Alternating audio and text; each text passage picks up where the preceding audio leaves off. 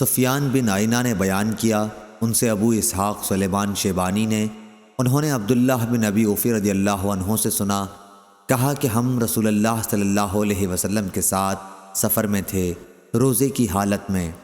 حضرت صلی اللہ علیہ وسلم نے ایک صاحب بلال سے فرمایا کہ اتر کر میرے لیے ستو گھول لے۔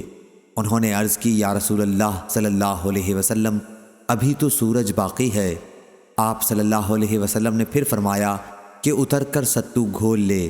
اب کی مرتبہ بھی انہوں نے وہی عرض کی، یا رسول اللہ صلی اللہ علیہ وسلم، ابھی سورج باقی ہے، لیکن آپ صلی اللہ علیہ وسلم کا حکم اب بھی یہی تھا کہ اتر کر میرے لیے ستو گھول لے۔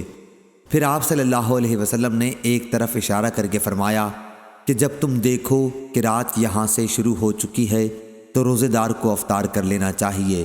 اس کی مطابقت جریر اور ابو بکر بن عیاش نے شیبانی کے واسطے سے کی ہے، اور اسے ابن ابی اوفی رضی اللہ عنہ نے کہا کہ میں رسول اللہ صلی اللہ علیہ وسلم کے ساتھ سفر میں تھا۔